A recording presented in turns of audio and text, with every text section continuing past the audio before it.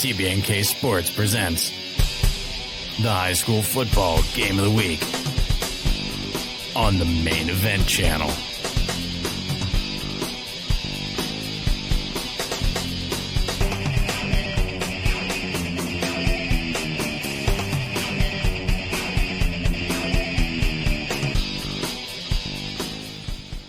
Hello and welcome from Taylor Mill, Kentucky. We're nestled in the beautiful trees and hills of Kenton County here in Taylor Mill. We're going to have a football game tonight, our first football game of the fall, and it will feature the host Scott Eagles taking on a neighbor of theirs, the Dixie Heights Colonels. I'm Scott Borders. Joining me, Brian Blair. And Brian, you take a look at this.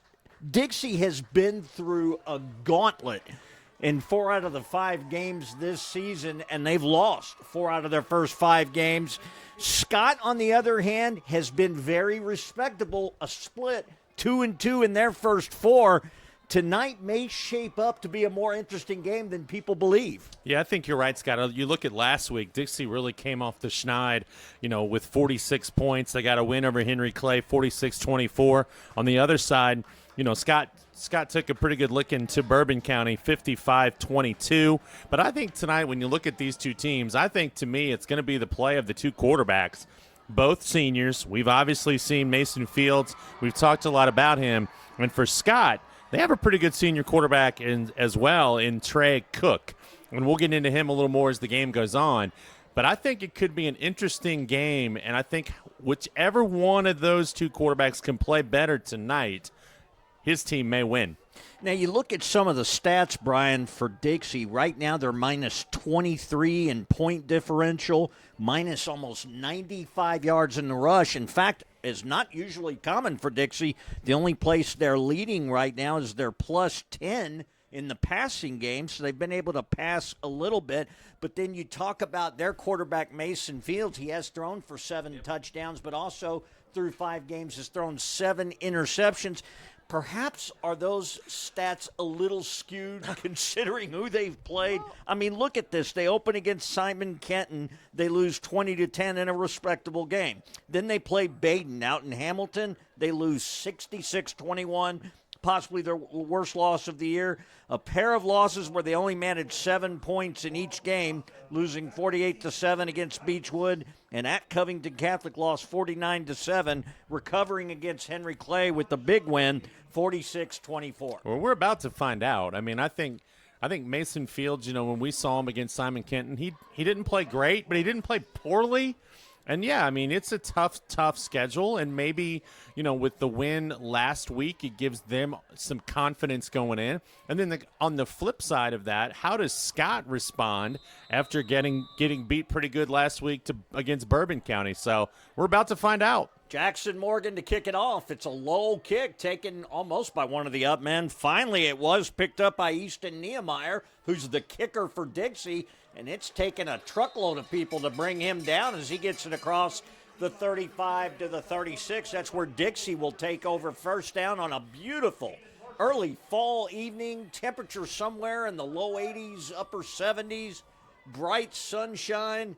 And I think some good-looking uniforms that Scott's got on. They've got some nifty helmets. I like that. The helmets are pretty slick. I mean, and you can read the numbers. They look good, yeah. Dixie in their traditional red pants, white shirt, red helmets. Now, I know we can get picky about is that red or scarlet? Scarlet, Brian. That's scarlet. Okay. Of course, my school was burgundy. Handoff goes right up the middle out of the pistol formation to their number 1 running back. That's Nishan Goldsby, number 5.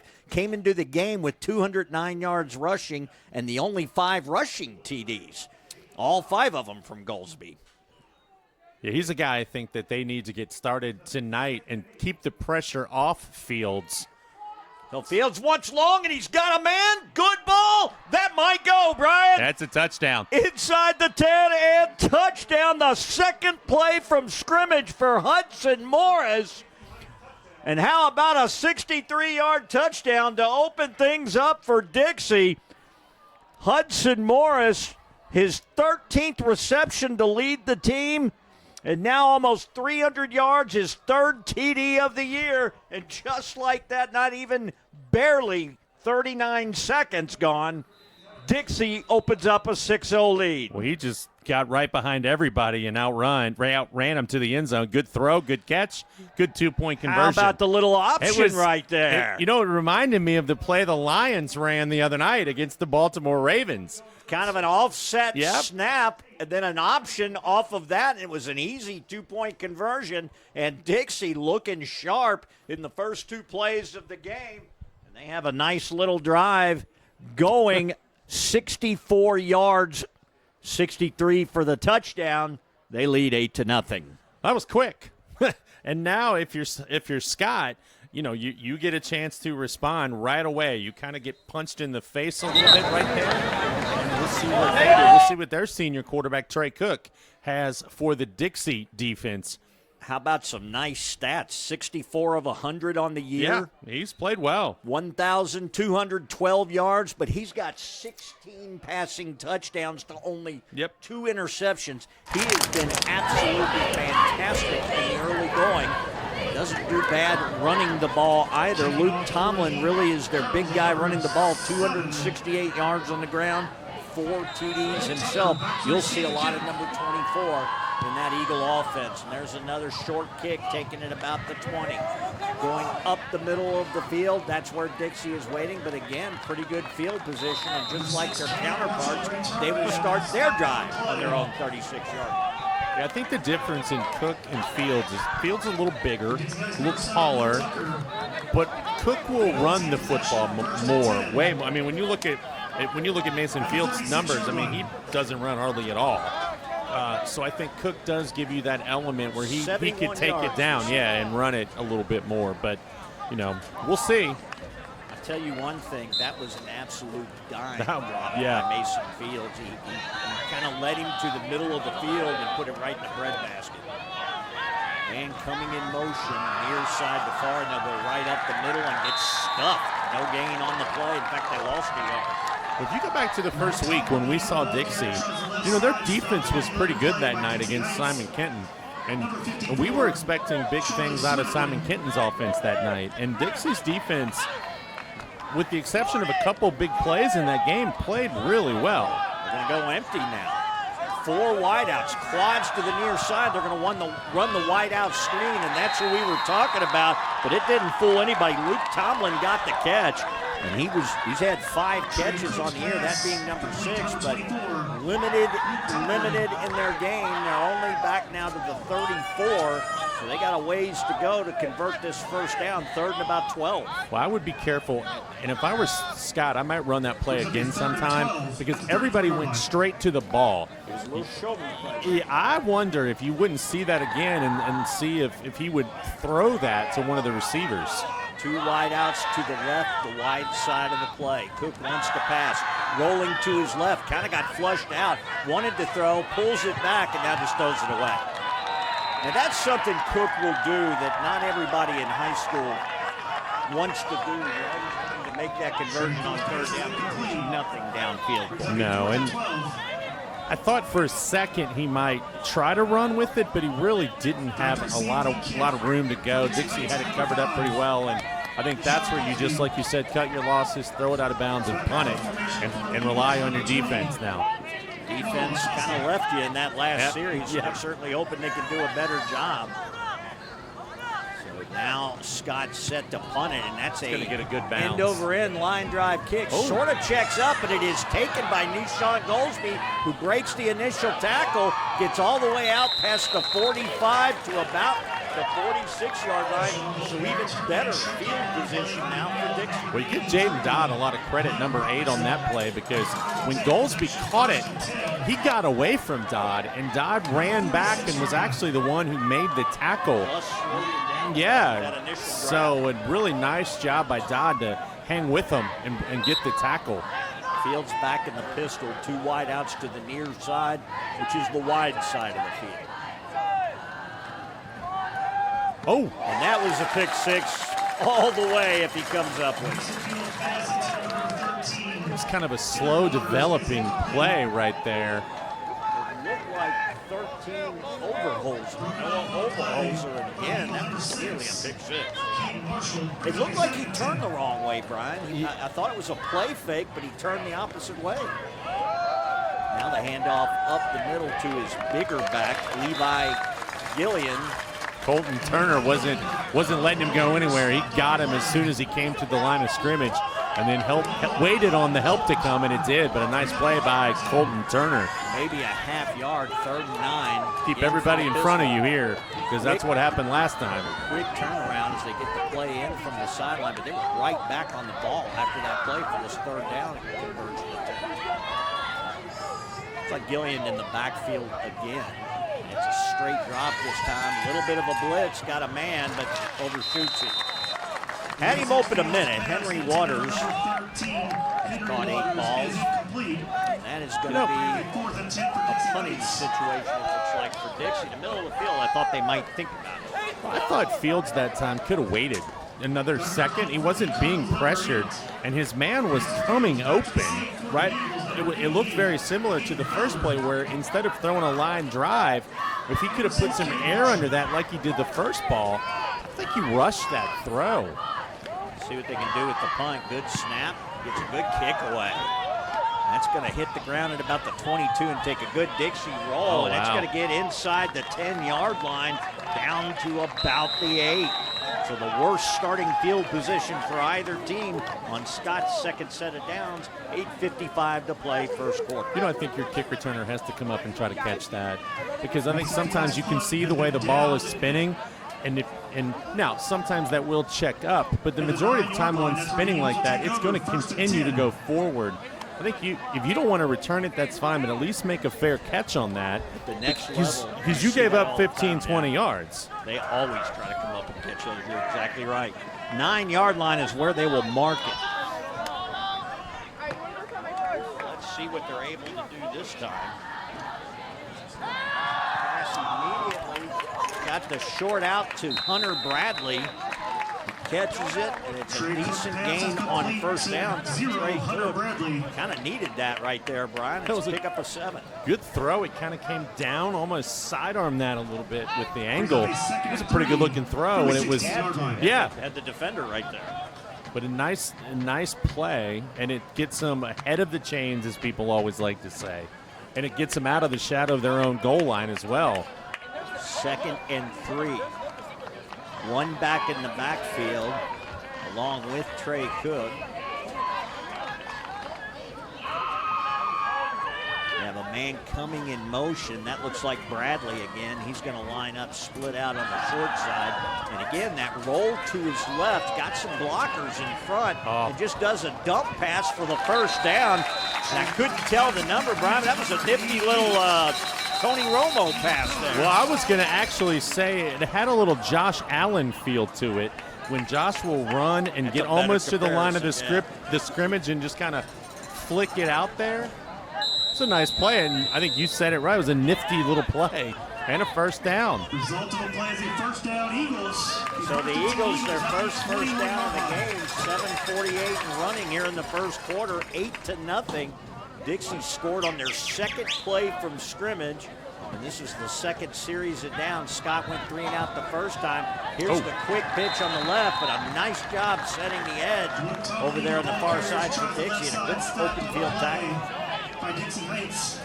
Trying to see who made that tackle. Like 49. Yeah, 49, and that's Cameron Schroer. Play looked like it had a little bit of green in front of him, but Schroer was there to break him down. Really the only person who had stretched it out that far, too. That's a good gain if he can't make the tackle. Good drive, though, by Scott. I mean, just to take some time off the clock, help your offense get into a rhythm, and give your defense a little breather. Trips now to the far side of the field, the near side. They're going to bring a man in motion. And he's in trouble already. It looked like maybe a screen was being set up, but I didn't see that. Hardy ended up being the intended receiver, but he had no time at all to get him the ball. He did not, and he ended up, because of it, throwing it behind him. Hardy was open, but Cook just couldn't get into a position to throw that ball out in front. Because they were awfully far downfield for a screen. I'm not sure. I was actually watching the receiver. tell you, but boy, 4 down linemen got back there right now. A good job just to get rid of the ball for Cook. Now you got another 3rd and long. Similar formation here. See a quarterback draw, perhaps? Feller, the farthest man on that wide side. Now we're it's going to be 3rd and longer. Yep, legal motion. You know, I did think about this week, knowing we were coming to Scott. Scott has Krispy Kreme donuts. See, now you triggered me. Now I'm triggered. I did actually think about it. You know, Simon Kenton, we always talk about the popcorn. But Scott does have Krispy Kreme. That's correct. I think the cheerleaders sell them as a part of a fundraiser. Don't hold me to that. I know that they're here. I just saw a box we go may have by. to sneak 1 or 2 in. Ooh, or 5 or 6 or 7. Overload that right side, and it's going to be a pick 6. Boy, I tell you, there was some miscommunication right there. Hudson Morris had it gift wrapped for him, and it's a touchdown for Dixie. And that's one, again, he hasn't thrown a lot of interceptions this year. That's one Trey Cook wants back, but I do believe there was some miscommunication right there, Brian. Yeah, I don't know if the receiver was supposed to turn around and stop, but everybody just kept going. And it was a timing route, clearly. No pressure, it was just a timing route, and somebody was supposed to cut in and did not. Here's Niemeyer, perfect on the year. Continues. I didn't know if the jinx would get him there or not. With 6:27 to play in the first quarter. Dixie scoring on their second play from scrimmage. First Eagles 0. 3rd and long right there. They sneak up with Hudson Morris for the pick 6. Just like that, a 2-score lead. And again, we didn't try to hide it. I know this is a Scott offense that's capable of doing more, and we'll see now if they can get some better field position here on this drive. With 6:27 left in the first quarter, digging themselves a little hole at home here. Yeah, I don't think anybody expected this to be 14-0 halfway through the first quarter. You know, and we're a long way to go in this game, and I do think Scott will respond. But yeah, that was not how they drew up the first 6 minutes of this football game. Hey, as a quarterback too, you just got to shake that off and come back out and be ready. That's one. As soon as it leaves your hands, you're like, oh no, that's not good. Number 32. And when it leaves your hands, Morris is like, I got it. His eyes light up. Like I'm gonna go to the house. He needed somebody down there with a dozen donuts for him, and he would have been even better, right? Maybe we shouldn't have been talking about donuts. A little pooch kick here is going to go out of bounds. It's going to be great field position for Scott. They started their first drive from the 36. That was their best field position Tucker's kick goes out thus of far. bounds. This one. I don't mind the idea. I mean, you put a lot of confidence in your defense. I mean, Re-kick it.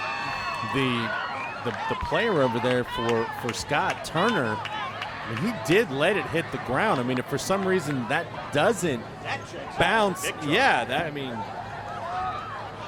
And that looked like it was an intentional pooch kick. And usually you know, if you're trying to recover, you don't quite want it to go that far. And I don't think that's the problem. It went a little farther than he wanted it to. That could have been a big play for Dixie. But you look, there's a good, 25 yards between the up guys. All right. Not when he kicks it. He went on and kicked it strong, and it's fielded inside the 10. Let's see if that makes a difference on the return. Trouble. Dancing it in the backfield, escaped one way, but it's not going to escape the next. And Jaden Dodd on the return right there, and they might have been better off going ahead and not making them re-kick it. That ball is only going to be on the 24-yard line. Yeah, you lose yardage on that. At the 24-yard Hard to line. tell, but that was a pretty good kick. Yeah, it was. Zone 31. It was. Ended up inside the 10-yard line, but again, we've talked about this before in returning the ball and young players listening. It's hard to mentally set yourself to do this, but once you catch it, you got to Go. all systems go straight forward. You gotta Fast go. as you can't dance in kickoff returns. It just doesn't work out. Big drive for the Eagles here to try to get some momentum, get their quarterback settled down. Oh, nice little move to get away there. Nifty, and he throws on the run. He's got a man, and it is picked off. How about that interception, one-handed by Deshaun Goldsby. And wherever he's tackled, it's going to come back. I mean, Dixie's ball, but we have a block in the back.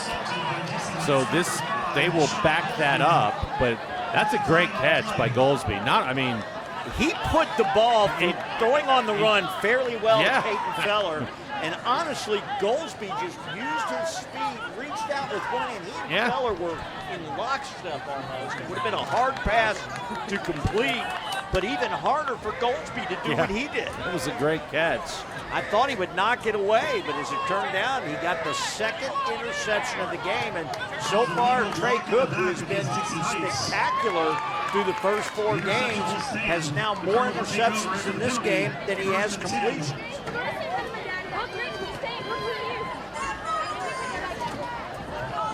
That'll bring it all the way back to the 21.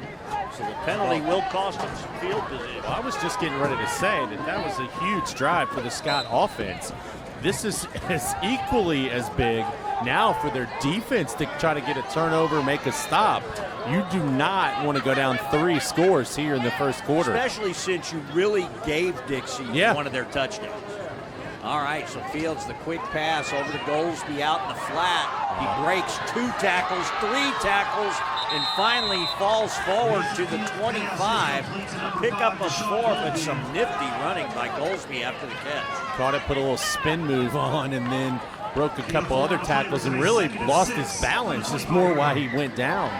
Again, got him. Straight drops, got a man wide open, and overshoots him. Duncan Linville was open. It had a couple of steps on the defender, and Fields just didn't quite get it to him. Well, a couple things need to happen here. Your defensive backs need to maybe back up a step on those routes, but you have to get some pressure on Mason Fields. I mean, if you're giving him all the time to stand back there and throw right now. That's what he did. Trips now to the near side. Goldsby goes in motion in the slot, and they get the slant perfectly to Henry Waters. Waters breaks into the open. Waters is gone. Touchdown, Dixie, and boy, they are looking good. It took them 3 plays that time, and Henry Waters breaks into the open for a 75-yard touchdown. Well, he just ran a little crossing route. His defensive back kind of let him go, thinking there was help there, and there wasn't. You had Goldsby with a little out shallow. You had another player on the far end going long, and then just a slant route right there for Henry Waters, and nobody was on him from the time he caught it till he went into the end zone. We'll have movement this time by Dixie again, looking for a 2-point conversion. It says they're up 21-0. That should be 20-0. Unless I'm missing something. Now they're going to kick the extra point. Yeah, they only had 14. Yeah, they got 8, 6, and 6. That's 20. And it may be a 1. Yeah, that's a 1. Extra point up. And good. No, it is right. They made the extra point. 8-7. So it's 22. It is. Yeah. Louisville match.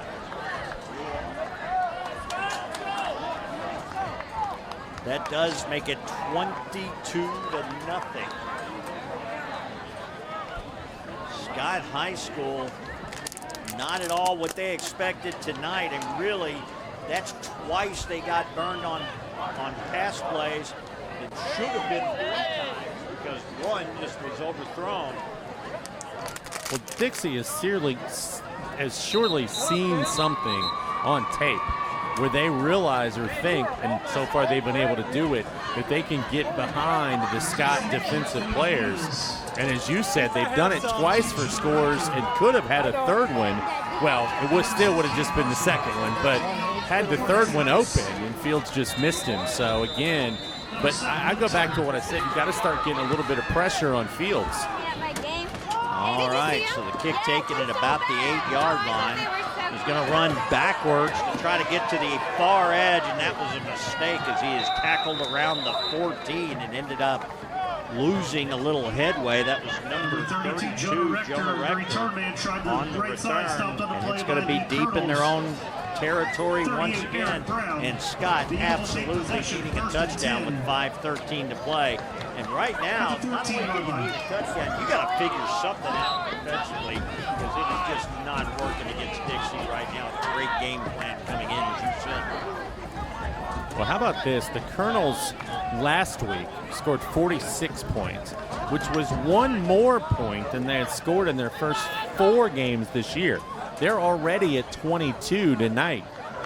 So their offense is clicking. And we said they had played a gauntlet in those first 4 games, some of the best teams in the region, and then one out of Ohio that was pretty darn good. And all wide open, they're going to answer. Peyton Zinser from Trey Cook, and somebody forgot about Mr. Zinser. And how about that answer? 86 yards. And Brian, this has been a game of big play. Big play after big play. And how about Trey Cook stepping up in the pocket? There was pressure on him, and he stepped up and found his receiver there wasn't anybody within, 15 yards of him. All he had to do was catch it and run, and that's exactly what he did. I haven't heard much about his prospects, and if you look at Trey Cook, not the biggest guy in the world, but with that athleticism and a big-time arm that good seam, I wonder if there anybody looking at him at the next level to play little quarterback. His dad is sitting right out front. I think, and maybe the guys next to us here I can verify this with, I believe he's a pitcher for the high school team. I'm pretty sure. Wouldn't surprise me. Get over the bar. It did. Barely, but it did. Taking it again. 22-7. Scott, after giving up 3 unanswered scores, they score on an 86-yard touchdown. And just like that, it was Trey Cook to Peyton Feller right back in the game. Okay, Trey is a catcher. His brother is the pitcher. So I apologize that, but I tell you what, I wouldn't want to try to steal second base against him with that arm, because you're right. He does have some athleticism. He's, like I said before, he stepped up in the pocket and did a nice job to get away from the pressure, but he throws a good ball. I mean, even the one that got intercepted here was well thrown, as you said. You got to wonder if Thomas Moore has been paying attention. Wear blue and stay in the area. It would be a bad situation. All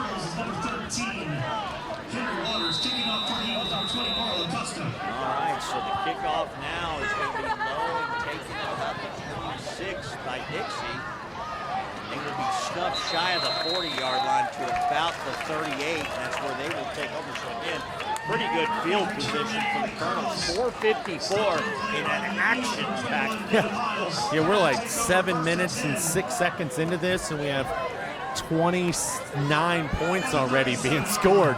3 of the 4 plays, long passes, and then add a pick 6 to it. Let's see how Dixie responds.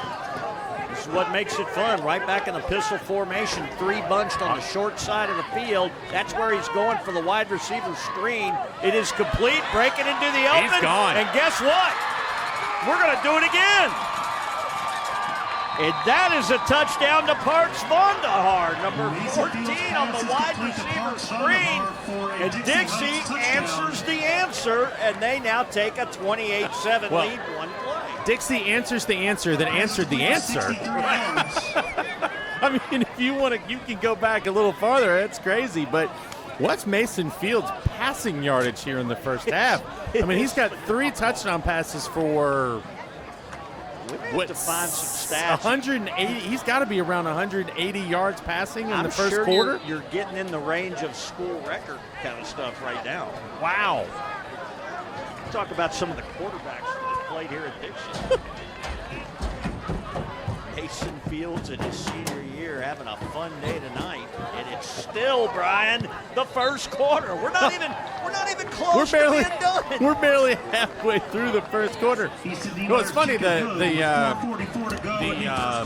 Dixie student section over there is all decked out in red, white, and blue.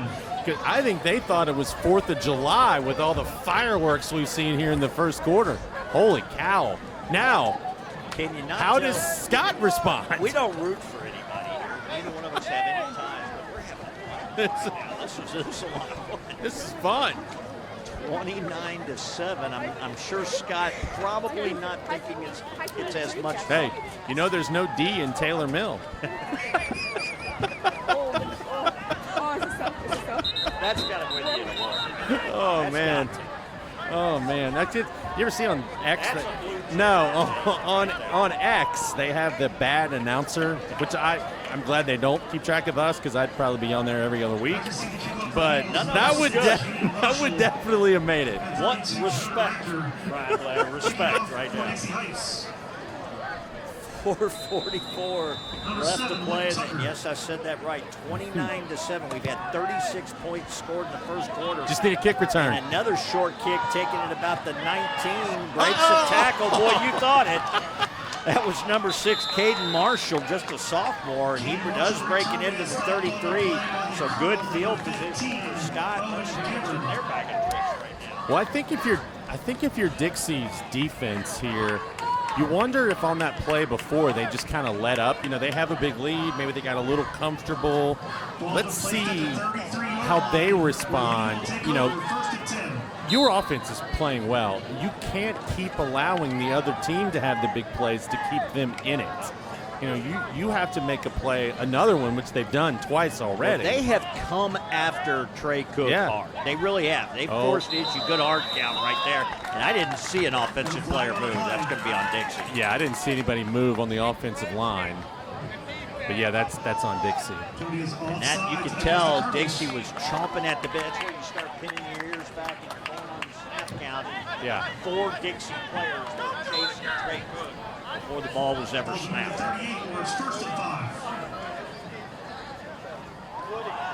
So it'll be 1st and 5.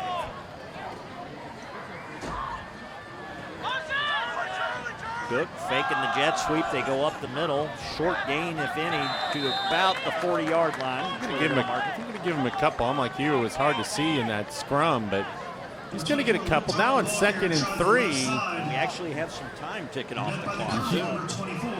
You could see them get a little aggressive here on 2nd and 3. With 2nd and short, so many coaches love. Playbook wide open. Trips to the near side, ball lined up between the hashes. So play action, it's going to be a little swing pass to the near side. Got the first down. Gain, but right up by the marker. Well, I was told before the game by Trey's dad, Brian Cook, that Trey set school records during the first week of the year for passing and TDs in a single game. Okay, so he set the school record for most passing yards, most touchdowns in a game in week 1, and then broke it in week 3. So so see if he can dial up some magic here. He looked off the ball to the left and then threw it away. And again, that's what we said. We like that he does. There is a flag. He wanted a flag for an illegal hit. I don't think that's what that flag is. It's going to be a legal motion, I believe, on Scott's the initial indication. They're going to back him up 5. But again, I like the head on Trey Cook. At first, he looked it off like he was going to go with the quick swing pass to the halfback over to the left side, but he quickly saw that it wasn't there to the right and threw it away.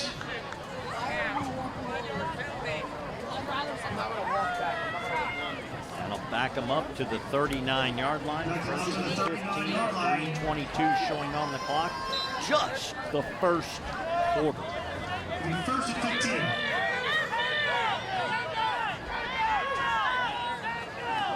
Empty backfield, finds his man on a brief slant, makes a nice cutback move, stopped right at midfield. So a nice pass, nice catch. That was Hunter Bradley again, came into the game with 5 receptions, now 7 on the year. They are going to mark it short at the 49 of midfield. And Dixie calls a timeout, and somebody's getting chewed out over there. I think the entire defense is hearing about it right now. 2nd down and about 5. So they made up 10 yards behind the chains. Well, those are fun plays. I mean, it's an extension, as they say, of the running game.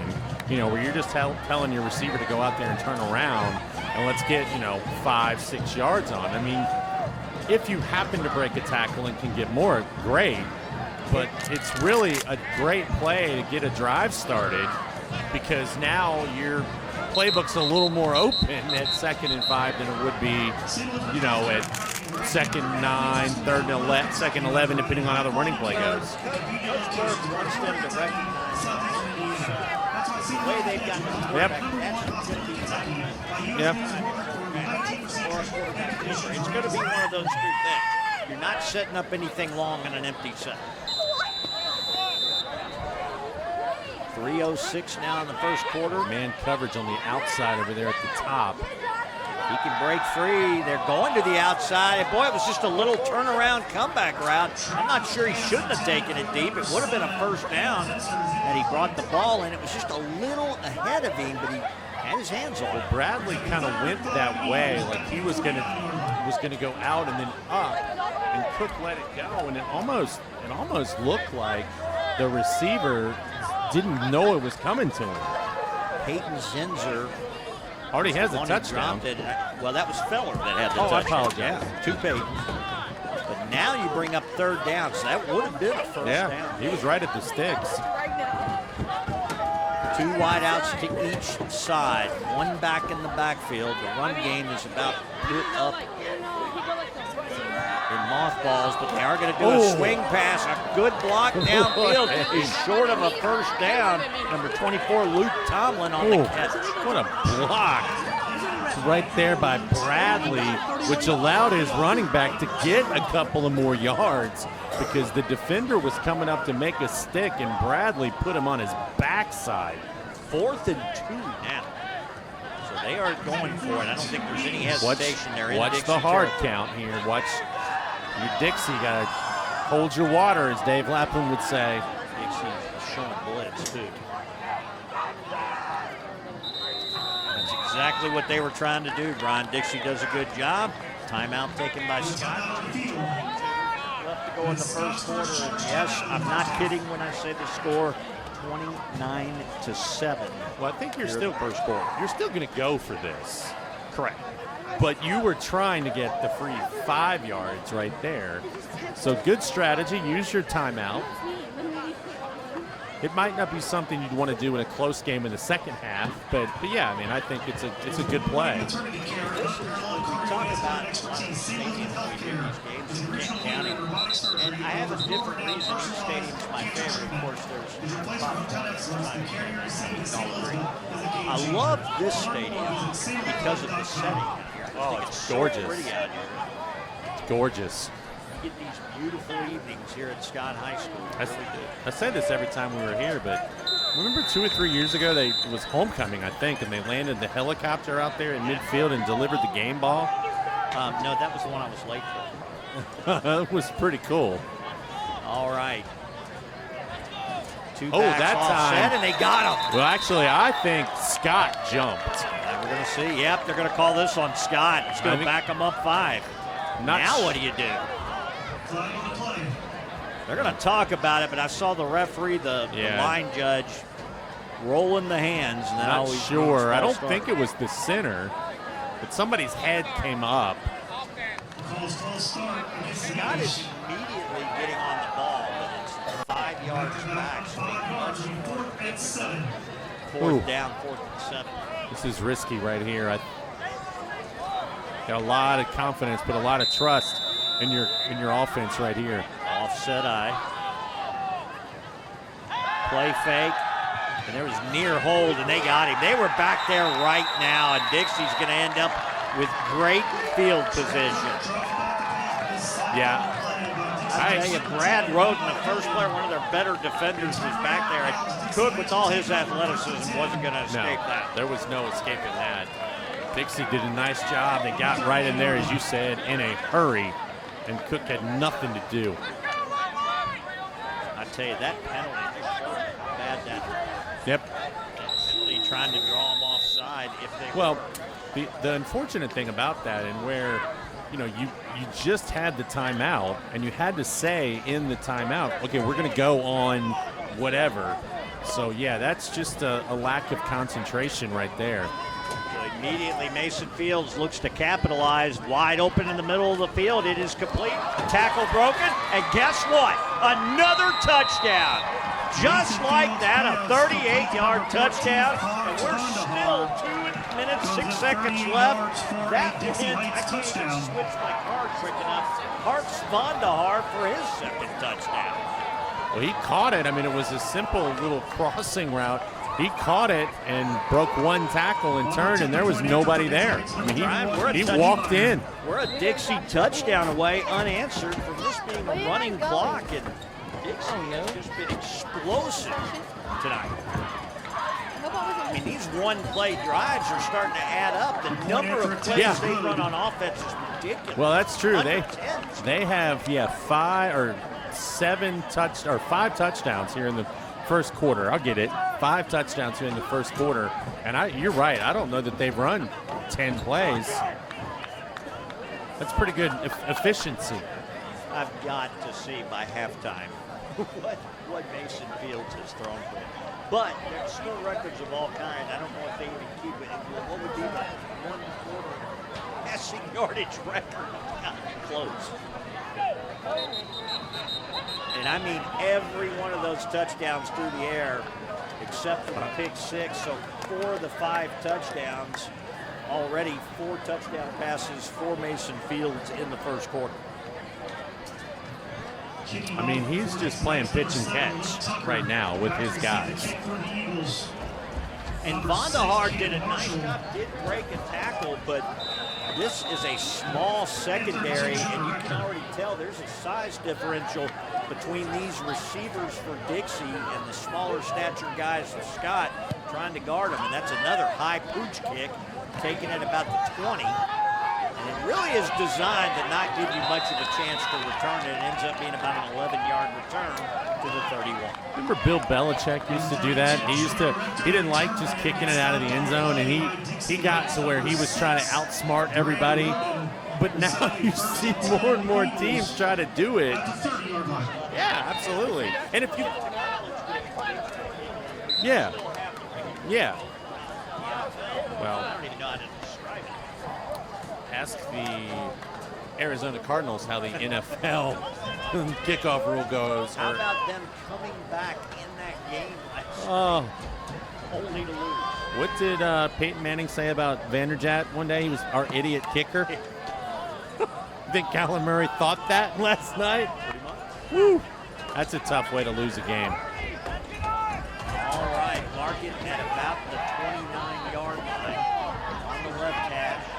And coming in motion, going back. They're going to roll towards the trips. Look out! Stops and throws as he's hit. Up for grabs, 3rd interception of the game. This one by Goldsby. Goldsby breaks an initial tackle. Boy, he's got room over there on the right side. And this is going to be another pick 6. Cook One man to beat. It's Cook, and he won't get there. Goldsby on a 53-yard interception return. Second pick 6 for the game. With a $1.41 left in the first, we're going to have a running clock. He took a shot when he let that ball go. Cook, I'm honestly glad to see him get up and go to try to make the tackle. Now that was one pass probably ill-advised. There just wasn't, he was throwing in a crowd. Yeah. He really was. And he did. He took a shot and almost had an angle at the tackle. I thought he could get there. That shows you how fast Goldsby is. You think a good athlete. But again, I give Cook a lot of credit for getting up after that hit and trying to make that play. A lot of kids would have laid there and felt bad for themselves, but he did not. Well, I'm losing count, but I believe now that it's 43 to 7. That's 36. 36 points. I don't know if I've ever seen a running clock in the first quarter. I remember you and I did a game last year, year before, over at Holmes, and Lloyd scored a touchdown. I want to say last play of the first quarter, first play of the second quarter. Right. But I don't think the running clock started until the second quarter. And you may be right about that. That's something I was wondering too. You at least I mean in that particular game. Yeah. And I was wondering if they would start it in the first quarter. Well, we're about to find out. Of course, it will stop after a score, no matter what. But, wow, and then, you got to think about taking guys out if you're Dixie, but it's the first. The longest first quarter in recent memory. That's taken near the sideline at about the 14-yard line, and good job by Dixie as they're going to stop that as he gets just across the 25 to about the 27. We already got people warming up on the sidelines for Scott. See if number 13 warming up, Nash Overholtz. Trying to see if, yeah, he's over there. He's going back in. Brian said he took a shot. The clock is running. So you got your answer. 22-yard lines where Scott will have it, and I tell you, they have just run into a buzzsaw tonight. You know, there's always, it's cliched to say, boy, having a tough early schedule makes you tough later in the year, but maybe Dixie kind of proven that, because I tell you, you and I watch a lot of football, and just looking at numbers, we have not had a chance to see Scott play this year, but just looking at numbers, you really had to feel like Scott's offense would keep them in this game. You had no idea that their defense would just get dominated like they have. Yeah, I mean, they played well against Simon Kenton in week 1, but Simon Kenton was starting a new quarterback, and, you know, they were still trying to find themselves offensively that night. But, yeah, this is a different story. Oh, that time he flat misses the slant. He was well covered, but probably could have completed the pass, but threw it well behind the intended receiver. So Cook, you got to wonder, is he a little shaken right now? I don't know. I mean, it's hard to say. And I was just getting ready to say the same thing. I mean, you've got to be just a little dazed and confused right now by what's happened. I mean, I'm shocked by this. Little delay there. Has a man wide open and just overshoots him. Not a bad ball that time. And again, it was number 24, Luke Tomlin, one of his regular culprits, but unable to connect. Didn't quite get his feet set on that throw. And you wonder if he'll get a little happy feet back there after all the pressure he's seen so far. But that's first quarter, buddy. Well, it's finally time. 1 quarter in the books, 45 minutes later. A 45-minute high school quarter. Got to tell you, folks, that's rare. You don't see that very often. No commercials. And exactly, and it was very entertaining as Dixie has put on an air show tonight, and to cap that off, 4 passing touchdowns, 2 pick six, 3 interceptions, a couple of hurried passes for Scott, and Dixie has done whatever they wanted to and pretty much dictated both sides of the ball. They lead it 43-7. Taking a quick look around Kenton County tonight. A couple of interesting contests tonight. I'm keeping an eye on them than what you and I both thought he did, of course, on the far side of the field. But they marked him out at the 34, about 4 yards shy of the first half. And then one other game tonight. Gallatin County's 1-3, and they're at St. Henry tonight. It's the first ever district game for the Crusaders. Can the Crusaders pull it off? Gallatin's down this year. I mean, I haven't seen them. I've heard a lot of guys in Owen County talk about them just being down. Yeah, that's who moved first? I think the defense moved first. I thought Dixie moved, and again, you can't draw the offensive player like that. So if that's the case, but Scott already walking backwards, which means they're going to go ahead and call that on Scott. Scott has not been very lucky in that department either. But St. Henry played Bellevue last week pretty well. Opened up their new field and played them pretty well. Looking for that first win still. I think tonight I'm not going to say they're going to get it. I'm not going to be that bold, but that could be a pretty interesting contest. And then after this play, I'll tell you one more to perhaps keep an eye on. 2 wide outs split to the left side, ball on the right hash. Man coverage on the outside. And That's a read option. That's a keeper for Cook, and he gets to the outside. He's got a first down and much more out near midfield to about right at the 50-yard line. So a nice run, just a little read option. Boy, you wonder why you may not have seen that earlier. Of course, they haven't had a ton of opportunities. Well, I think Dixie's defense is kind of sitting back a little bit too, and I think that option will be there for him to run. But I'm going to say Simon Kenton 3-2 has Bryan Station tonight. Bryan Station 0-3 to start the year, won their last two.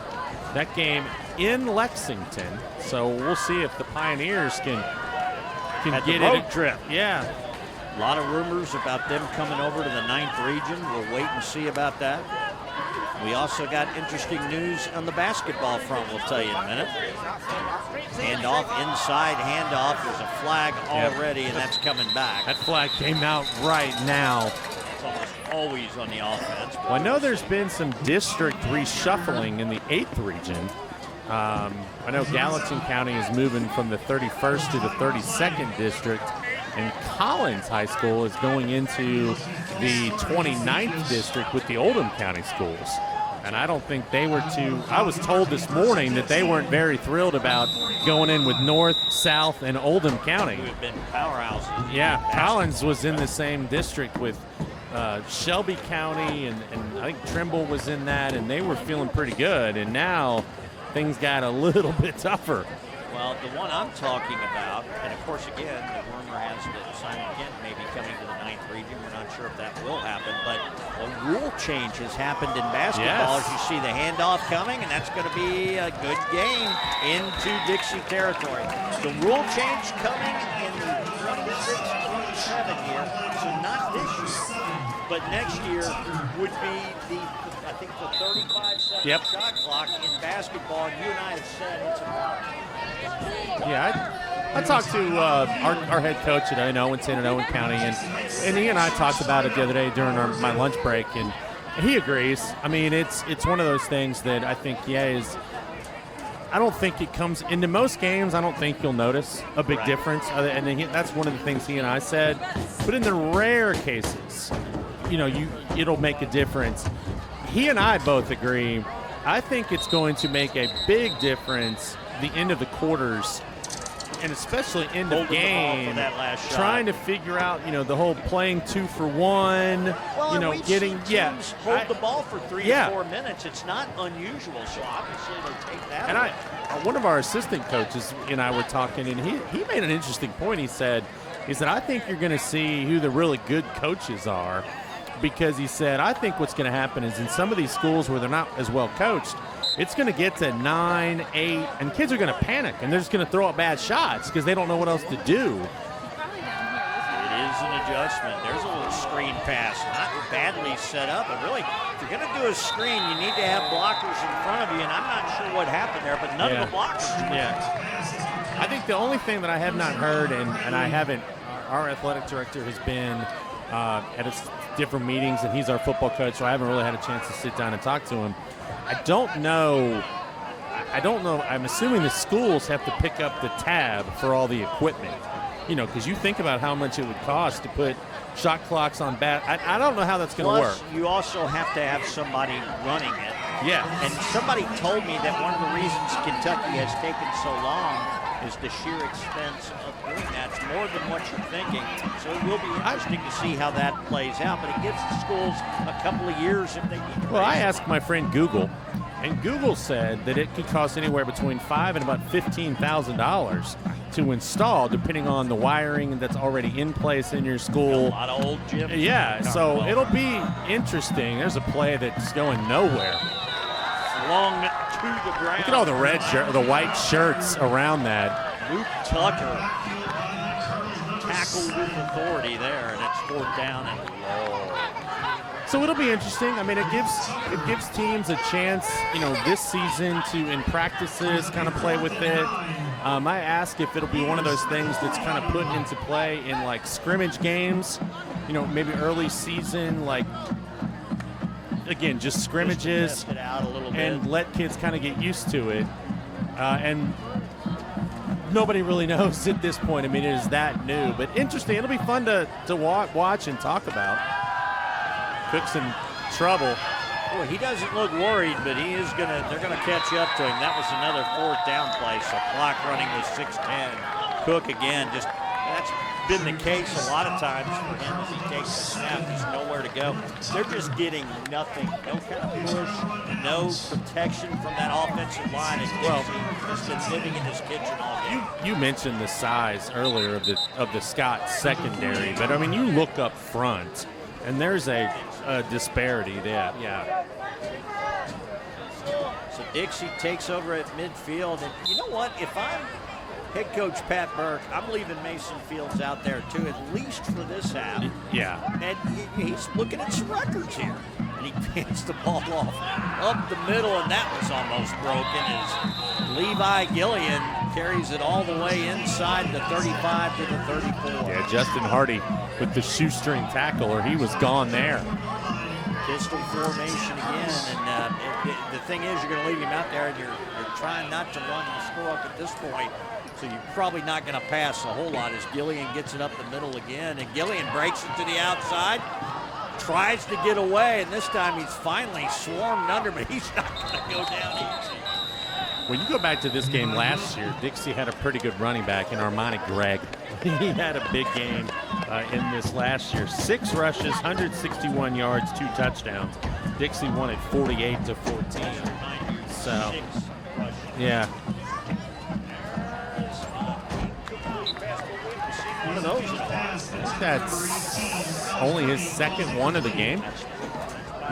I mean, he missed the one down the middle here where he had his man open. That he was long on, but that's right at it. Brian and I, we don't get stats fed to us here, so if we don't keep them ourselves, we're in trouble. And if you think that Gillian, nice little move. Gillian breaks free. If you think the big guys in the network games keep their own stats, we're going to tell you got another thing coming. Yeah. Nobody even brings ice cream. I mean, like Jay Billis. Jay Billis gets ice cream in Rupp Arena, which, by the way, Brian, it's hard for me to admit this. It's good. That's some of the best ice cream I've ever had in this offseason. It's worth the money, and there's Gillian. So Gillian finally gets it across in the pay dirt. 4:07 left to play before halftime. And the clock actually running during the score, so it's going to run during the score. We're under 4 minutes and 49, a chance to get half a century here for the Dixie Heights Colonels. Well, you know what our old buddy Al Purnell would say about Rupp and Ream ice cream? He'd say, it's good. Now that almost takes away. Well, there's probably people who are like, who's Al Purnell? What's he talking about? Sadly, I do. Well, you and I are of the relative same age, so. I thought you were going to say relative. Relatively the same age. It's just been a clinic by the Colonels All right, tonight. What are our local teams doing in college football this week? Kentucky has South Carolina, the Sybil of college football, South Carolina. You never know which South Carolina you're going to get when you pay them a visit or when they come calling. Of course, Kentucky is down in South Carolina. You got to believe South Carolina will have the favor, but, they're a team that you see something different every week. It's one of those games, and I think with every year when Kentucky plays South Carolina, it's one of those games that Kentucky fans are like, we probably ought to win this. Like, I think they're good enough to win, but again, it's which South Carolina team comes out to play. It's always tough to go down there and play. It's Kentucky a night game. With the quarterback change. Yeah, and, Kentucky, Kentucky's not very good. But, neither is South Carolina. South Carolina's kind of mid, as the kids would say. So, yeah, I would think South Carolina would win, but you never know. Now, on the other spectrum, me being a Louisville fan, they are playing their first road game of the year as well as their first conference game of the year in a place they do not traditionally play well, that is Pittsburgh. Now, Louisville on paper looks good, but one of the comments one of the sports writers made about Louisville, they said they're the one Power 5 team this year. You really don't know much about how good or bad they are. You really don't. They haven't given much away in the first. They've won those games, but they're really, other than James Madison, it hasn't been a solid opponent. And Pitt seems to play well at home, typically. They have a good pass rush, which affected Louisville in the James Madison game. course, Louisville does have its running backs back. They were not in the game last week, and boy, Cook somehow escaped that. Oh, he had a man wide open. He did. Just does miss it. That could have been a big game. Well, the linebackers are putting so much pressure. The receivers for Scott are able to sneak back behind them, but Cook doesn't have any. He doesn't have any time to see them. Yeah, so this is good. You know, I'm nervous about this game, Brian. I would like to see Louisville go 4-0 and win their first ACC game this year, but I don't know what to expect. So that'll be interesting to see tomorrow. We'll know more. Well, if you're Kentucky, you're not going to win many SEC games. I mean, is this your only chance? Yeah, Vanderbilt again. Yeah, but And Vanderbilt looks good right now. It's not a gimme anymore. It certainly wasn't last year. Yeah, this is you know, when you got the coach in the situation Scoop's in, he pretty much forced his way onto the hot seat all on his own doing before the season ever started. He can only save his job. I'm not sure, you know, it would have gotten any worse for him. But if you suddenly turn it around, I think you could have a, you know, 66 year, 7-5 year. You could save your job. Maybe. And I've said this to other people, and I've probably said it to you. And you know, my thing, whenever a professional team, college team, you know, everybody's like, we got to get rid of this guy. We got to get rid of this guy. Okay, who are you going to get? And you know that's what I say. And so, I mean, I think if you're Kentucky. Nick Saban is out. I'm just going to throw that out. It would be kind of funny because, you know who left Kentucky to go to Texas A&M to be their head, Bear Bryant. So what if you? No, I'm being stupid, but that could be crazy. But you know, who's out there that's going to come to this program? I mean, on the one hand, you're coming to a Power 5 conference. On the other hand, yeah, you don't want to be fodder for the other SEC teams every year. And there's always that person out there who says, the right person could turn Kentucky around. And for a while, we all thought Stoops might be that guy. He did for a couple of years, yeah. Yeah, I just think it's always, to me, that's always the question. I mean, and I think everybody, this is where I think that fantasy sports has taken away the reality sometimes of real sports, right? Because in fantasy, you drop a guy and you just go on waivers and you pick somebody up, or you and I make a trade, and it's not real, right? Yeah. But you get this idea like, well, we'll go out here and get this guy. Well, how are you going to do that? Like, what makes you think that you can go get this guy and he's going to want to come here? And, you know, and it's the same thing with players. Like, well, we'll just go get him. I hear it in baseball season on the trade deadline, and so many people will tell the Reds who they need to go get. Exactly. And, okay, what are you going to give up? No, we need Aaron Judge. Like, get? that's never going to happen. The most unrealistic, by the way, the Reds in the fight for their lives right now. You got to score there, Brian? No, they don't start till 8:10 tonight. That's right. Playing in Milwaukee. Where they typically don't play well. Against the best team in the National League. Who wins tonight, they get the home field advantage. Yeah, I think the Reds needed to be tied at the very worst going into this weekend. I think you could not lose Wednesday 2 out of 3 to Pittsburgh. Wednesday. Pass right there. A little comeback round, and he got up short of the first down, but time going to start being a factor with the running clock. We're under 40, so Scott's going to have to hurry if they want to try to get a score in. I think the Reds are going to have to sweep. And then I think you're obviously going to – you need the Marlins to win one. And that's a tall order as well. Well, that was something strange. I think the ball got hung up on the snap, so it's going to be – I guess that's a legal motion maybe? Yes. Or just a false start? False start.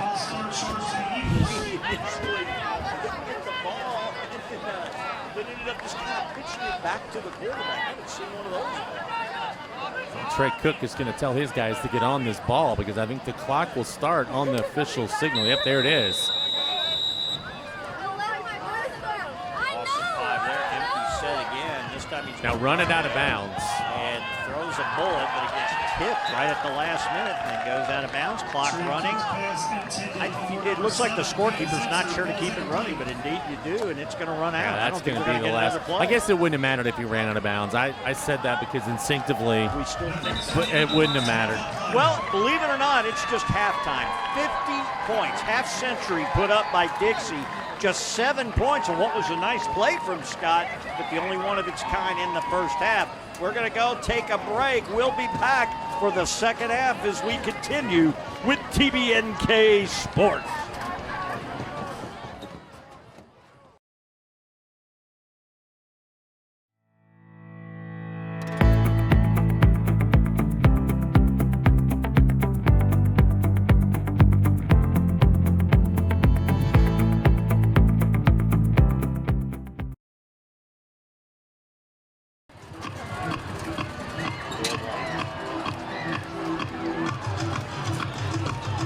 Welcome back to Scott High School in Taylor Mill, Kentucky, where it is halftime, and I am reading this score right. 50-7. The unkind visitors, Dixie, all over Scott.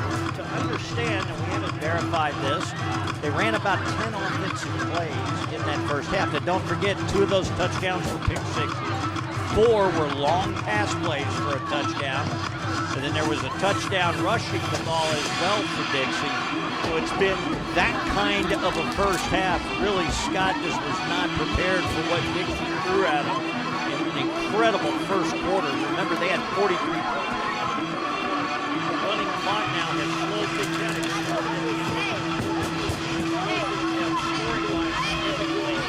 But Brian, this has been so nice. Something with a frustrating start of the season. They're starting to play ball like they want to play in the postseason. If you go to Gatlinburg, you can go to the Dixie Stampede. You didn't have to go to Gatlinburg to see it here in the first half because it's been all Dixie since the second play of the game. They put their foot on the gas pedal and they have not let up. And we saw at least 2 one-play drives. That 2-play drive, I think another 3-play drive. It's just been unbelievable how quickly they've been able to score. It's been one big play after another on offense and on the defensive side. Where they really have not given one of the better quarterbacks that we've seen, Trey Cook, great athlete. They just didn't give him time. Yeah. Talking to his grandfather earlier, 3 interceptions.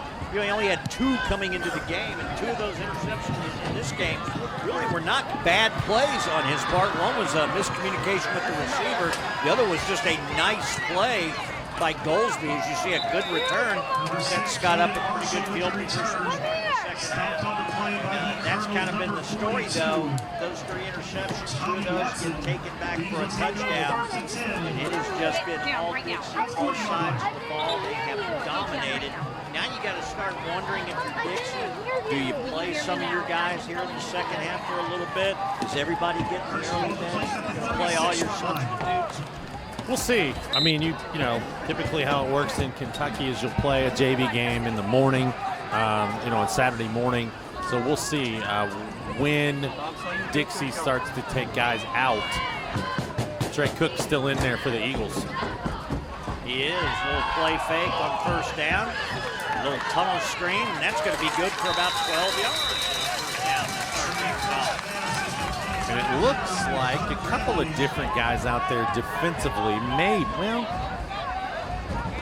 no, they got a lot of the same guys out there. Of course, you're probably not as aggressive on defense at this point. Really, with the running clock, it makes it virtually impossible to mount any kind of a comeback, just in case you might have been thinking. Already approaching 10 and a half minutes. This is the second play from scrimmage. We'll pass here to the side for no gain, and that'll be 2nd and 10, maybe a yard.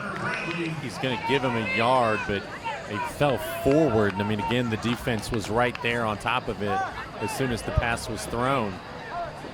Dixie has done a good job setting that edge. They haven't let a lot go around. I think that's one of those big things to look at. One of the common plays Scott runs is rollout. Dixie's been good at being able to defend that motion in the game. Trey Cook has been very frustrating at times. Gonna move forward near a first down, and he look at got it. that. Scott continues to push him down the field. Still on his feet, all the way to the 25-yard line. That was an extra 20 yards being carried by his teammates. When that's got to get you a little hyped if you're the Eagle faithful. You talk about yards after contact? Wow. I mean, he just kept the legs churning. Some of the Dixie players were trying to strip the ball instead of trying to get him on the ground, but that's a heck of a run. That's a kid who didn't quit. That'll mark it all the way to the 26, so a good-looking opening drive for Scott thus far. I was curious if he was going to get the first down. He got that and lots more. They faked the handoff, but right there for the immediate tackler. 23, Gavin Henson. He came shooting out on a linebacker stunt, and again just gave him no time. Right? Yeah, he had no chance. I mean, by the time he turned around to set his feet, he was on him. Henson was on him. And I think if you're Scott, that's what you're looking for right now. You're looking for those positive kind of plays. You know, what can we do to take out of this, to put on film, that when we go back to watch this Monday, maybe we can just forget the first half and let's just watch, you know, what we're doing well. Because it's long season, you know. Empty backfield again. Quick pass over to the left side, complete to Hunter Bradley, who's had a decent game tonight. When you get, you know, they're getting into now, you know, after tonight, the meat of your district play. And there's 5 teams in this district, so somebody's not going to the playoffs. And so you're looking, Boone County's 3-2 right now, which is very impressive when you look at what they've done the last few years. Scott 2-2, Cooper obviously 2-3, but I mean they played a brutal schedule too. Connor 1-4, Dixie 1-4. So, you know, you've still got Connor, Cooper, and Boone left on that schedule. And you need to win at least one, maybe 2 of them. Trips to the far side of the field. It's going to be 3rd and about 12. They fake the inside handoff, and it gets batted down, incomplete. That's, you know, I always question play changes. Everybody's really fighting on the handoff, and that brings up 4th and 12. And of course, you got to believe Scott will go for it at this point. Already approaching 7 minutes left in the game. We already had about 30 points scored at this point. You know, I almost thought, and it's from our angle, it's a little tough, but it almost looked like that ball got batted back to Cook, and it had to be close to where he was. That has to be tempting to try to catch that. You see that in the NFL once or twice a year, where a ball gets batted, the quarterback catches it, it goes as a reception and completion for himself, so he gets credit for the complete. It's a great fantasy. Yeah, it is. Especially if he can get some positive yardage there, and boy, that time again, nothing doing, no time, and Dixie celebrates back there, the first one to get on Anderson. Now, you're a movie guy, right? Oh, so do you remember the scene in Armageddon? Just saw the long walk. Where they're the Armageddon, where they're trying to get off the asteroid, and they're trying, and he's like, "We got no time, no time, no time." That's how Trey Cook feels tonight. I mean, they are coming after him, and he hasn't had a chance. He can't get set up. How was that, by the way? Long walk, good movie. Changed the ending from the book quite a bit, so fans of the book Wait may a not minute. like that. It has a book? There is a book. It was Stephen King's first book. I did not know that. Yeah, Stephen King's first book that was set in a dystopian world back in the 70s. You will fall in love with some of the characters. You will absolutely do a great job of developing characters, but don't get too attached to any of them. After all, the premise is everybody in a 50-person world will die but one. You go until there's only one left. Don't know who would have a contest like that. Even in a dystopian world, that seems cool. I'm going with Sinners so far, Brian. Movie of the year.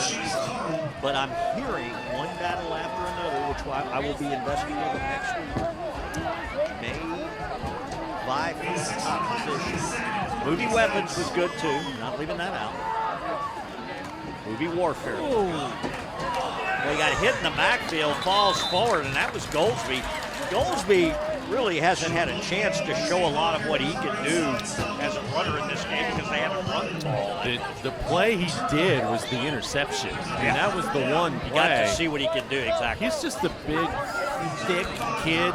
I mean, he's powerful and he's fast. Don't let him get out in front of you because you're not going to catch. Whoa, because you are not going to catch him. Mason Fields, by the way, still out in the game. They're going to get awarded 5 yards right there. But a lot of the starters for Dixie obviously still in the game, as we said. And again, I don't blame them. Well, he's not back there throwing the football all over the lot. Correct. You know, he's handing off. And they're not running it. This is their first district game too. They have Cooper next week. You know, they're looking at, you know, all the more reason maybe to keep some guys healthy too, though. True. So Fields, what he doesn't do often and does well that time, and then runs into a host of blue jerseys to cap that run off, but not before scampering 15 yards for the first down. Well, I just said that, and do you really want him out running the football like that? That's one play I might not have called. That's right. But again, we know that Fields is capable of it. He was a better runner overall last year. They haven't had him run Nice a lot play. this year. Oh, was he not down? He was not down. I never heard a whistle. That's going to be a touchdown, Brian. I never heard a whistle. Now, the referee back here, it looked like they're he bringing stopped. it back. I think they're going to bring this back. Yeah. But you're right. There was not a whistle. They're going to discuss it, which is good Well, because I think there's clearly a differential on the opinion. But touchdown.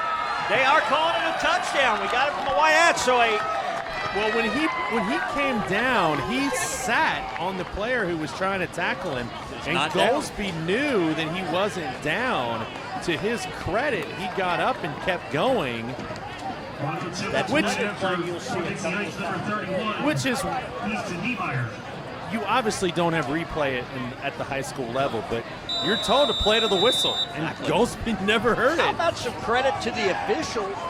Yeah. An early whistle. That's the tendency usually is to blow that whistle. And the white hat is standing right behind it. He had a great look at it, if anybody did.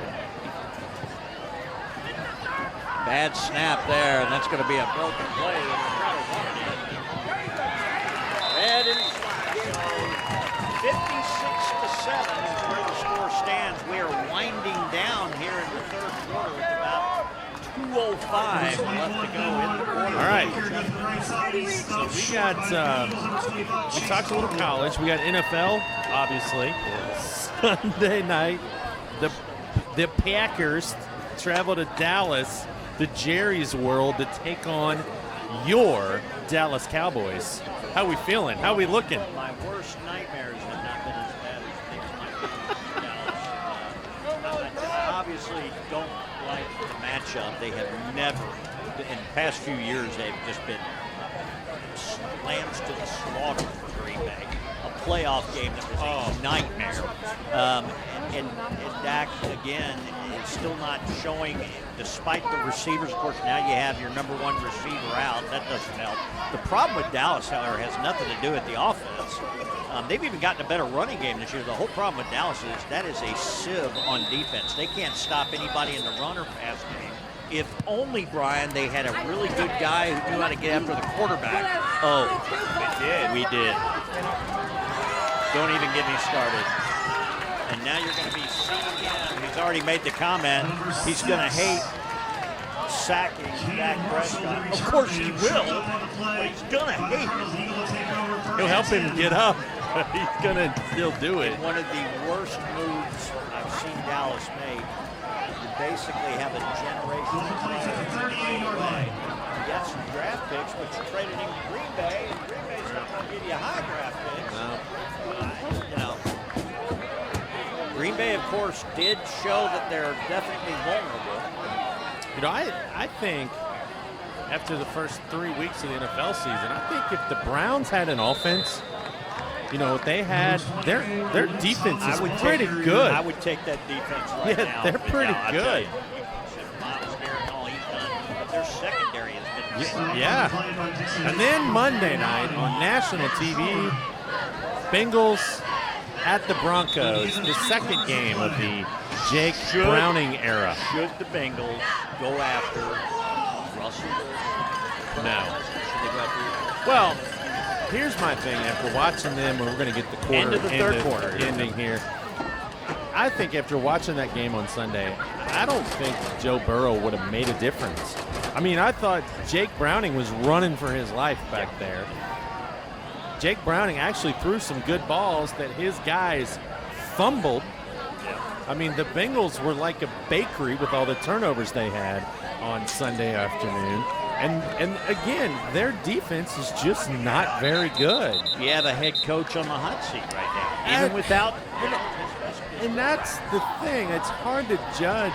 I mean, when Zach Taylor's had a healthy quarterback, they've been to the Super Bowl, the AFC Championship game. So now, is that quarterback or the coach? Is that, when Tom Brady left New England, what happened to Bill Parcells? Or not Bill Parcells? I think we would agree. Year after year, the Bengals stay under the salary cap.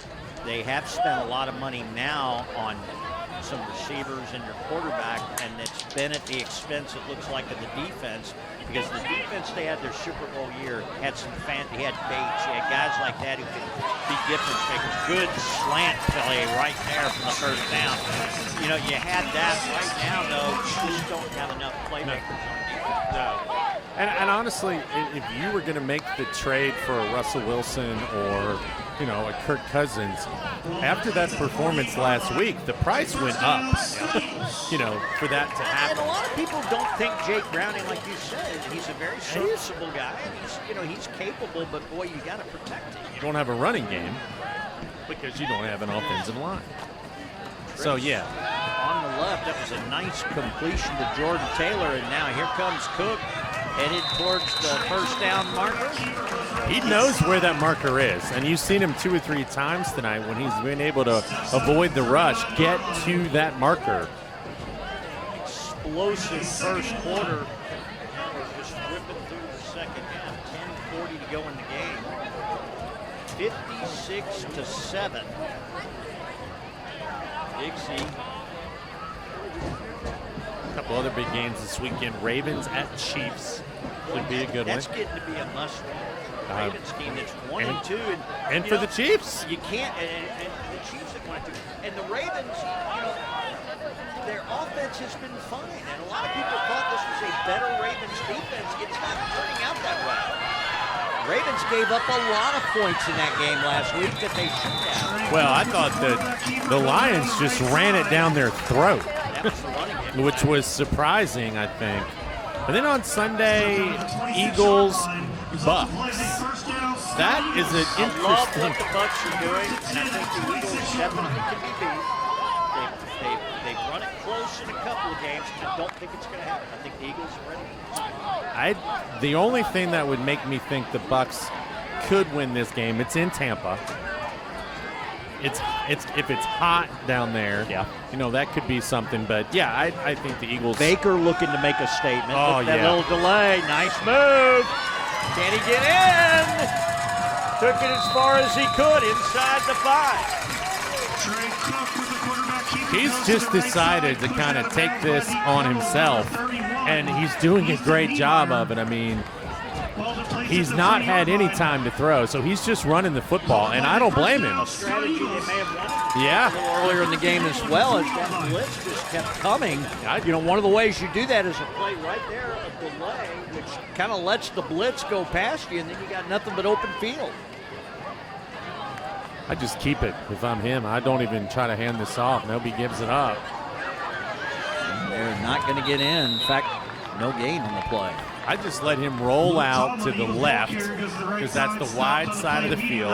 If nothing's there. A play like that is setting that up. Yeah. For the next play. I think that's what they're going to do. We'll see if we're right. So ball on the right half.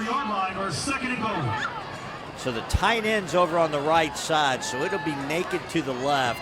You get a good head of steam going. Let's see if they fake right and go to the roll left. Yeah, he's rolling right. Just the opposite. Got him. Pass it to the score. Good play. That was a nice play. Well, they had us full. Well, he had an option to run, but his receiver right there It looked just like found number 6 Caden Marshall. Just found a little soft spot, sat down in that spot, and Cook found him. Nice play. Caden Marshall gets the touchdown pass from Cook. Another touchdown pass on the year, so he continues with that streak. It's 2 touchdown passes in the game, so now 18 touchdowns, and they've only played in their 5th game. So he's at least averaging a little more than 3 touchdowns a game, almost 4, and falls down as he takes the snap there. That's just bad luck, and then we get a player falling over him. And so what about the high school game this week, or this past week?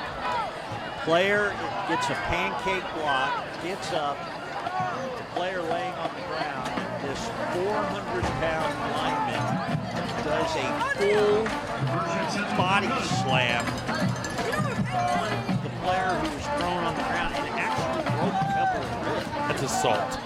It really is. I don't know how else to say that. Nothing initially happened to the player. I think the uproar has now forced the issue a little bit as one of his own teammates came out and spoke against him this week. But you're seeing more and more of these things happen in high school games. You had the high school player who went after the official in a game and injured him. You're seeing a lot more of this, and you just hope this isn't a trend, because it's certainly not something we want to see. And then you wonder why you have people who don't want to officiate. Yeah. Or in some cases, coach. You know, honestly, Brian, I've had an opportunity to officiate a lot of games. I think I would rather do football because everybody that meets you is within speaking distance of you in a basket. You hear it from players, coaches, fans. It doesn't matter. In basketball, you're going to hear it all the time. In football, you can be a little more anonymous. I have a good buddy who's Wow. Only 3 of them on the ice at one time. Now, those guys are I'm not saying these aren't, but those they're athletes. They really are. Skating backward most of them.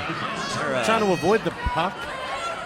And he is my age and still enjoys it. What does your age have to do with it? I'm old. I'm kind of old. In case you didn't. Oh, no, I know, because I'm right there with you. Officials tonight done a good job. There's another running back breaking free and breaking for the end zone. They will eclipse 60. Wow.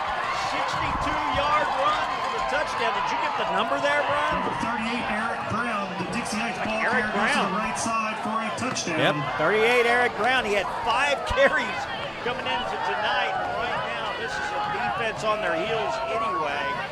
Clock running and 4:40 left in the game, and they're going to tack on at least 6 more, 60-13. On to attempt the point after for Dixie Heights, number 31, Easton Niemeyer. All right, well, baseball update. Bottom 5 in Miami. Marlins lead 3-2 over the Mets. And then into the top of the 3rd, no score. Brewers in Milwaukee. So the Reds offense doing their thing. Of course, the Brewers want to win this game. Oh, absolutely. They get home field advantage. The Marlins weren't technically out of the race. Point after attempt is no good. Well, that's the first one he's missed all year. 62-13, you're right. And I didn't even say anything. A little wide, right? Well, and that's something you and I, of course, big baseball fans, we have been our whole lives. You probably, me more than you in some ways. I remember, and people have talked about this with me, I was 6 years old in '75 when the Reds beat the Red Sox. I don't remember anything about that season. But somehow I could tell you all kinds of things I remember about the '76 season. That's just, I guess, at the age you processing that information. So I got to see the '76 Reds. Was a big Johnny Bench fan. They sweep the Yankees in 4, and one of the best Reds teams, if not one of the best baseball teams of all time. And then you and I both were at the perfect age to watch the World Series. I went to Game 2. You were at one of the games. I went to Game 2, yeah. And certainly I had tickets waiting for me if that series had gotten back to Cincinnati, which is another sweep. So technically in the World Series, the Reds now are, what did they say? They are now 9-0. The last 9 games of the World Series. It would be so nice to see them. They haven't been to the postseason in a little over 10 years now. It would just be so nice to see them get there. Yeah, I mean, they got there in 2020. That's right. But, I mean, that's the COVID year, half the season. I mean, it counts, but it kind of doesn't count. I mean, when they went and played a Braves team really well that year, they lost a couple games that were really well played, and the Braves won the. They did. They did, yeah. I think they did. So I'm sorry, you're right. They did make it in 2020. Of course, we all remember Jay Bruce getting a good playoff. In 2010. Big home run in 2010. So that certainly has been a while now, and it doesn't seem like that was that long ago, but it sure was. And you wanted it for Terry Francona coming over. Probably the biggest bugaboo for the Reds all year long has been clutch hitting. And, of course, this is not a team built for Great American Ballpark. Maybe they thought it was, but it's not a home run hitting team. You got to have some mashers in Great American Ballpark, and the Reds just don't this year. Well, hopefully, no matter what happens, they will address that in the offseason. Well, I tell you what, did you see the catch? Noel V. Marte. It's incredible. I mean, if they end up getting into the playoffs, you got to look at that catch play. of the year. I mean, that's. And it was every bit of a home run stealing catch you have seen. It's not one of those that he literally, the gloves way back behind the wall. It's just a stellar play. Jeff Brantley said on the radio call that he about dislocated his shoulder as far back as he reached. It was incredible. I was listening. Yeah, I was listening to it on the radio, and Tommy Thrall, the Reds play-by-play guy, was like, "That ball is caught." I mean, he was about ready to say gone. And it was. It was about gone. Long pass after. Oh, he's got a man wide open, and he couldn't turn to come back to the ball. That's a heck of a throw. I want to tell you, he threw it from about the 30-yard line to the 50-yard line. So that ain't bad. No, that's a heck of a throw. It's a 55-yard pass in the air. We're not talking about a lollipop pass. That was had a good trajectory on it. Kid's got an arm. No. Scott's going to call timeout.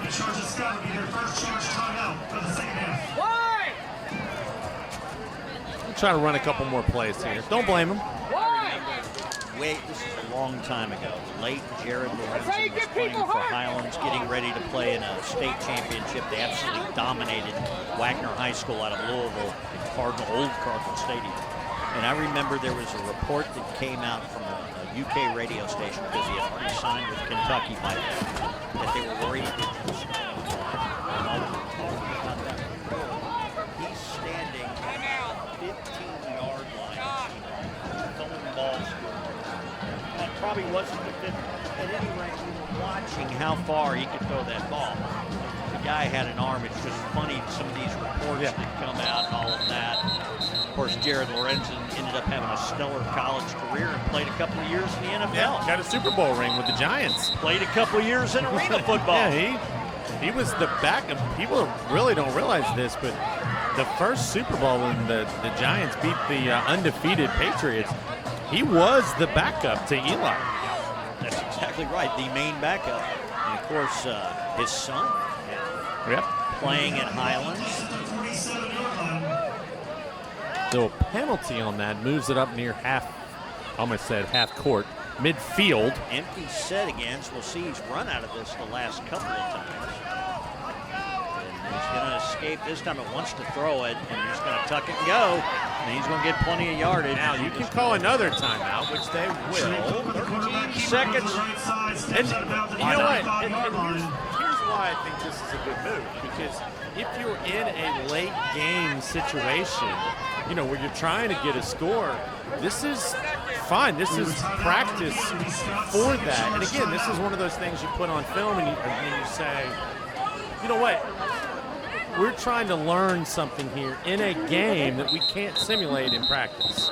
So I have no problem. People would say, "What are you doing? The game's over." Situationally, this is exactly the right thing to do. Absolutely. I respect the coaching for doing it, and it's teaching your kids a lesson too. And and the other thing is, people say, "What do you take away from these?" It's hard to take away a lot, but one thing you do take away is you go through the motions of running a play and executing right, which they've done several times here in the second half. It's not showing up on the scoreboard as much. It'll show up in the stat book a little bit, but you execute. And getting that feeling of executing against virtually the same defense you played all. You get a score here on the last play of the game. It gives you a little bit of confidence going into next week. Look at this lineup. Empty set, 4 wideouts on the left side, all running streaks. And boy, if he had run, he had a chance, but was dragged out. He was trying to throw that like as a Hail Mary type play into the end zone. He was going to have 4 deep, and I think they used their last time out. They did. And I would expect that they're going to run the same play again. And of course, this gives you an opportunity to practice a play you may need sometime in the season. Oh, you were here the night that there was a play. Incredible Hail Mary by Johnson Central to beat one of the best Scott teams.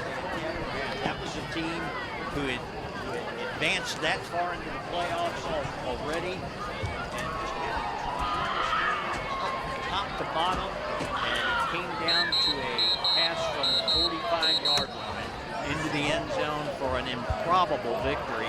One of the best games I'd ever seen at the high school level, and had the good fortune to be broadcasted. Right here. So let's see if they go to the same side, or no, they're going up to that same far It'll be the side. left hash. Oh, he's got So this will be two guys over here, a too. 5-wide set. This is your standard Hail Mary, but you still like to bunch your receivers together. We all know this is an up for grabs pass. So he gets away this time, running. Now he's got to run. Breaks to the outside. They're going to catch him, but he's got it. He's got it. Touchdown, Scott, on the last play of the game. That's got to give you a good feeling. Yeah, absolutely. A great personal effort as well. And that is going to about do it. So they will get their third touchdown of the game. Game is over 62-19. Can't say it enough. Just great show of character by Scott there to still execute and run their offense. What a play to end the game. But again, Brian, we would be remiss. This was a dominating performance by Dixie Heights. Yeah, the Colonels came out and got it done in every way tonight, both offensively, defensively, even their special teams, played well tonight with the one exception of the missed extra point. But yeah, it was Dixie's night. All right, again, the final 62-19 from Scott High School. Brian Blair, this is Scott Borders, and we're going to say goodbye from Taylor Mill. We will see you again with this same Dixie team next week in an interesting opponent in Cooper. Good night.